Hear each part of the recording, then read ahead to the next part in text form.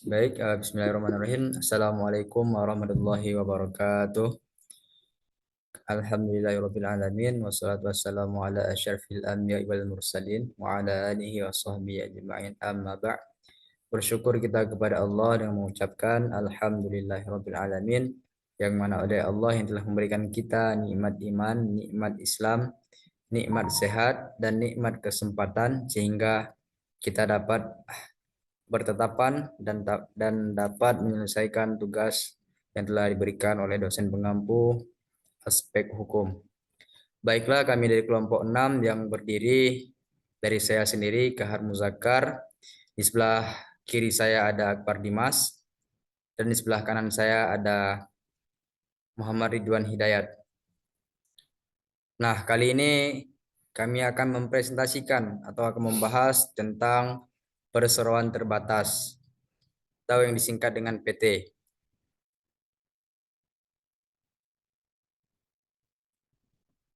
Di sini topik pembahasan yang akan kami jelaskan adalah yang pertama ada apa yang dimaksud dengan perseroan terbatas atau ini singkat dengan PT. Yang kedua ada tata cara pendirian PT. Yang ketiga ada struktur PT.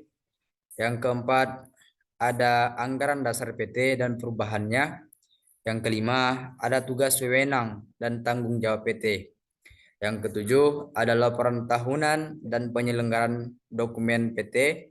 Yang kedelapan ada tanggung jawab sosial CSR. Dan yang terakhir ada berakhirnya PT.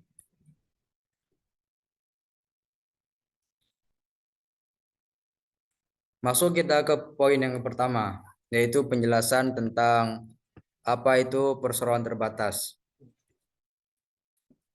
Perseroan terbatas adalah jenis perusahaan yang didirikan oleh beberapa orang atau lembaga dengan tujuan untuk menjalankan suatu usaha dengan modal yang terbagi menjadi beberapa bagian yang disebut dengan saham.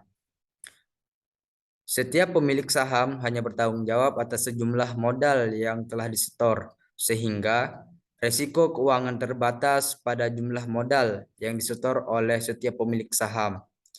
Perseroan terbatas juga disebut dengan PT atau perusahaan tertutup. Nah, begitulah yang pertama pengertian dan penjelasan tentang terkait PT. Yang kedua, tata cara pendirian PT. Nah, untuk menentukan tata cara pendirian PT, yang pertama adalah kita harus menentukan nama perusahaannya terlebih dahulu. Yang kedua, apabila nama perusahaan telah terbentuk, kita menentukan jenis dan bentuk usaha apa yang akan kita buat. Yang ketiga, menentukan jumlah modal dan cara pembagian saham. Modal minimum di sini untuk mendirikan PT adalah 50 juta rupiah dan maksimumnya tidak dibatasi. Berikutnya, kita harus menyiapkan dokumen-dokumen pendukung pendirian PT seperti akta pendirian, surat keterangan domisili, dan pernyataan tidak keberatan tetangga.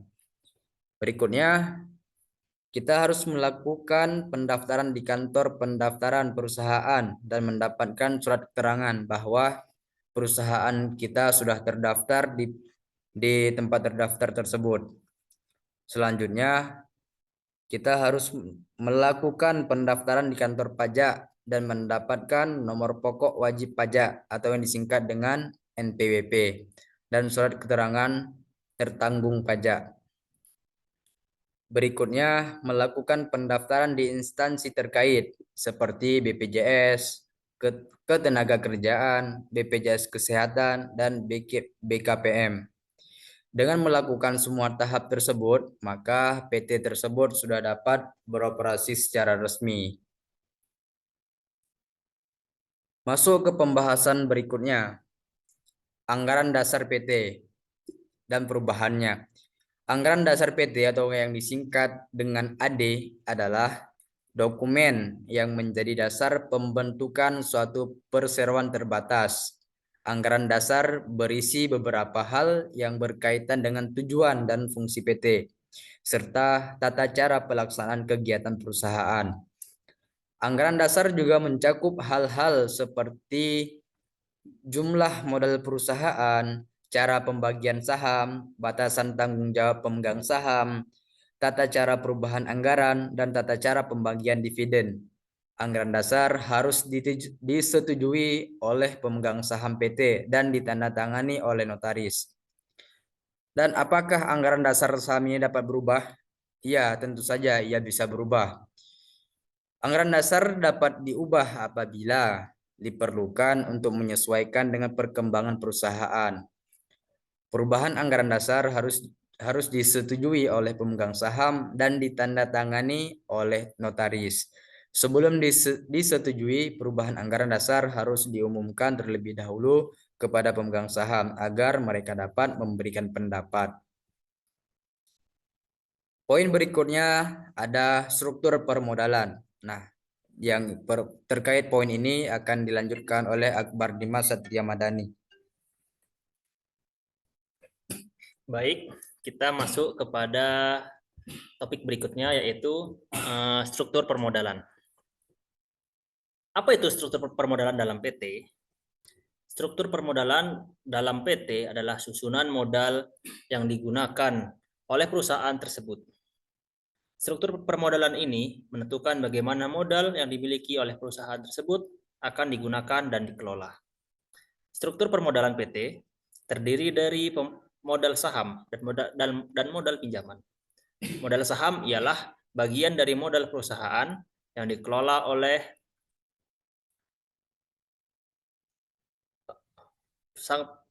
orang yang memegang saham. Sedangkan untuk modal pinjaman adalah modal yang dipinjamkan oleh pihak luar kepada perusahaan dan harus dikembalikan oleh perusahaan atau PT tersebut. Struktur permodalan dapat diubah sesuai dengan kebutuhan perusahaan. Misalnya, perusahaan dapat menambah modal saham dengan cara menambah jumlah saham yang beredar, atau dengan menambah modal pinjaman, yaitu dengan cara menambah pinjaman dari bank atau dari pihak lain. Perubahan struktur permodalan harus disetujui oleh para pemegang saham dan ditandatangani oleh notaris. Kemudian setelah kita mengetahui struktur permodalan dari PT, kita harus mengetahui apa itu tugas, wewenang, dan tanggung jawab dari PT. Di dalam perseroan terbatas, terdapat beberapa organ dan yang memiliki tugas dan wewenang masing-masing. Organ-organ tersebut terdiri dari 3 garis besar. Yang pertama, rapat pemegang saham, yang kedua direksi, dan yang ketiga komisaris. Kita mulai dari rapat pemegang saham. Rapat pemegang saham adalah organ tertinggi dalam perseroan terbatas atau PT yang bertanggung jawab mengambil keputusan-keputusan penting terkait dengan perusahaan tersebut. Rapat pemegang saham diadakan secara berkala dan dipimpin oleh ketua rapat pemegang saham. Kemudian direksi. Direksi adalah organisasi yang bertanggung jawab atas kebijakan perusahaan dan pelaksanaan keputusan-keputusan yang diambil oleh para pemegang saham. Direksi biasanya terdiri dari 1 orang saja atau beberapa direktur yang dipilih dalam rapat saham, rapat pemegang saham. Yang ketiga adalah Dewan Komisaris. Dewan Komisaris adalah organisasi yang bertanggung jawab untuk mengawasi pelaksanaan tugas dan tanggung jawab direksi. Dewan Komisaris biasanya terdiri dari seorang atau beberapa orang komisaris yang dipilih dalam rapat pemegang saham. Dengan demikian, tugas dan wewenang serta tanggung jawab dari organ-organ dalam perseroan terbatas atau PT terkait dengan pengambilan keputusan, pelaksanaan kebijakan, pengawasan pelaksanaan tugas di perusahaan sebagaimana yang telah disampaikan tadi.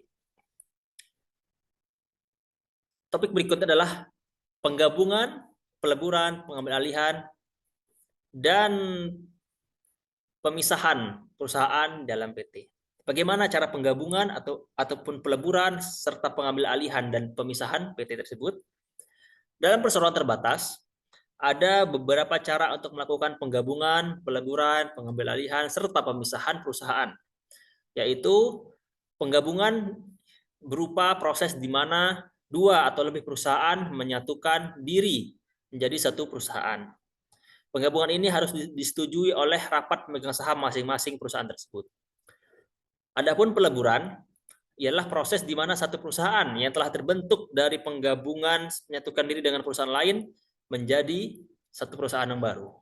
Peleburan ini juga harus disetujui dalam rapat pemegang saham. Kemudian pengambil alihan PT adalah proses di mana perusahaan lain ingin mengambil alih kepemilikan suatu perusahaan atau PT. Pengambil alihan ini harus disetujui pula di dalam rapat pemegang saham dan harus disahkan oleh pengadilan. Kemudian yang terakhir, pemisahan dalam PT. Pemisahan dalam PT adalah proses di mana suatu perusahaan memisahkan sebagian atau seluruh bisnisnya menjadi perusahaan yang baru. Dalam arti lain, membuat perusahaan baru dari perusahaan yang sebelumnya. Pemisahan ini juga harus disetujui oleh rapat pemegang saham, serta harus disahkan oleh pengadilan. Kemudian kita pindah ke topik yang berikutnya yang akan disampaikan oleh saudara kita Muhammad Ridwan Hidayat.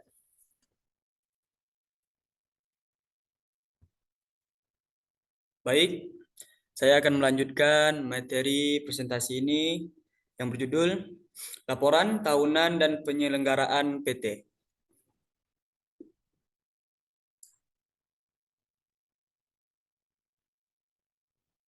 Dalam perseroan terbatas yaitu PT, laporan tahunan adalah dokumen yang menjelaskan tentang kondisi keuangan dan operasional perusahaan selama 1 tahun. Laporan tahunan ini harus dibuat oleh direksi dan disampaikan kepada rapat pemegang saham serta disahkan oleh Dewan Komisaris. Setelah disahkan, maka laporan tahunan harus diumumkan kepada publik melalui media cetak ataupun elektronik yang lainnya. Selain itu, laporan tahunan juga harus diserahkan kepada Badan Pengawas Perseroan Terbatas, yaitu PT. Selain laporan tahunan, perusahaan juga harus menyimpan dan menyelenggarakan dokumen-dokumen penting lainnya seperti anggaran dasar, neraca, dan laporan keuangan. Dokumen-dokumen ini harus disimpankan dan diselenggarakan dengan baik agar dapat diakses jika diperlukan.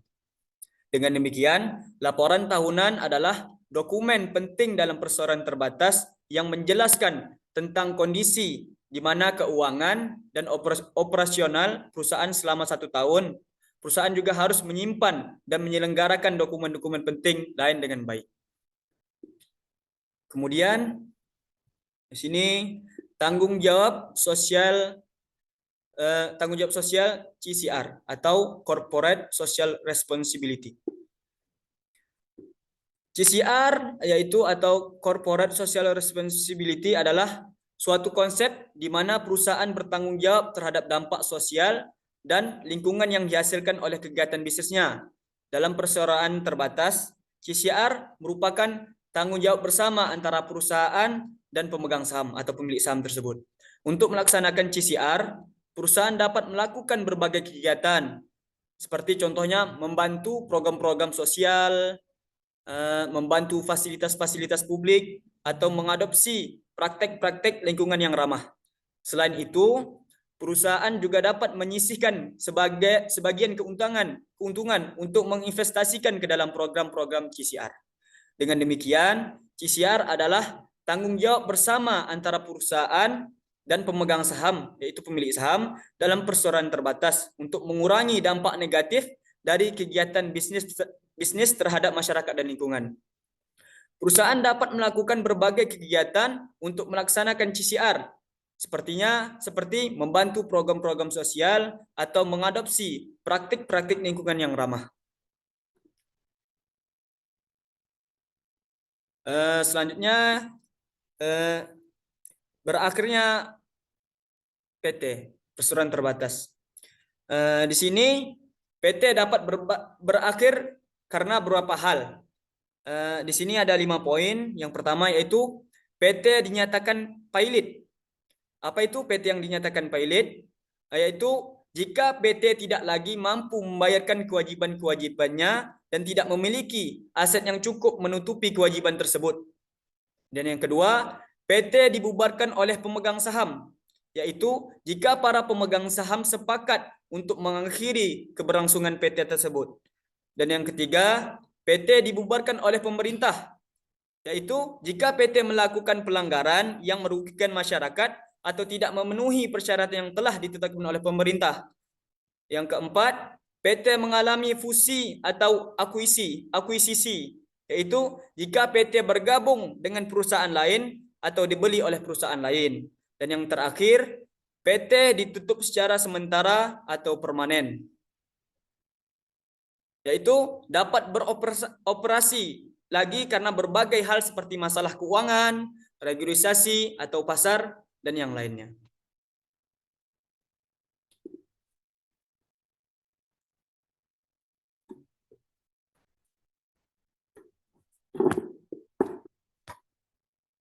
Baiklah, demikianlah presentasi kami terkait PT atau perseroan terbatas. Semoga dengan adanya presentasi dari kami ini dapat menambah wawasan teman-teman semuanya.